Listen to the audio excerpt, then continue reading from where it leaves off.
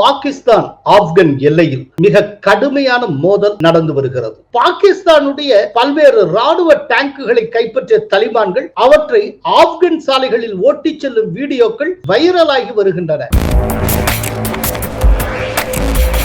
கொல்லப்பட்ட பாகிஸ்தான் வீரர்களின் பேண்ட்டுகளை உருவிய தலிபான்கள் அவற்றை பொதுமக்கள் பார்வைக்கு வைத்துள்ளனர். இவை எல்லாவற்றையும் விட இந்த பாகிஸ்தான் முதன்முறையாக தலிபான்கள் ட்ரோன்கள் மூலம் பாகிஸ்தான் நிலைகளை குறிவைத்து தகர்த்துள்ளனர். பொதுவா தலிபான்கள் இதுவரைக்கும் ட்ரோனை யூஸ் பண்ணதே கிடையாது. இந்த இடத்துல ஒண்ணு நாம் நினைவு கூறணும். ஜஸ்ட் கடந்த ஒரு வாரத்துக்கு முன்பு இந்தியாவுக்கு தலிபான் வெளியுறவுத்துறை அமைச்சர் முட்டாகி வந்திருந்தார். ஆக்சுவலா அவர் ஆப்கனுக்கு திரும்பியதற்கு பிறகுதான் பாகிஸ்தானுக்கும் ஆப்கனுக்கும் இடையிலான மோதல் தீவிரம் அடைந்தது. சோ இப்போ ஆப்கன் அப்படிங்கிறது டோட்டலா நம்முடைய கைப்பிடியில் வந்திருக்கிறது. தலிபான்கள் நம்ம கண்ட்ரோல்ல வந்திருக்காங்க. இந்த மாற்றம் எதற்கு பிறகு அப்படின்னா பங்களாதேஷ்ல ஏற்பட்ட மாற்றத்துக்கு பிறகு. பங்களாதேஷ தன்னுடைய கைப்பாவையாக பாகிஸ்தான் மாற்றிக்கொண்டு இந்தியாவுக்கு எதிரான இம்சைகளை பங்களாதேஷ் வழியாக பாகிஸ்தான் செய்ய முயன்ற போது நாம் முழுக்க முழுக்க நம்முடைய கண்ட்ரோல்ல ஆப்கனை கொண்டு வந்தோம். சோ பங்களாதேஷ் மூலமாக பாகிஸ்தான் வாலாட்டும் என்றால் ஆப்கன் மூலமாக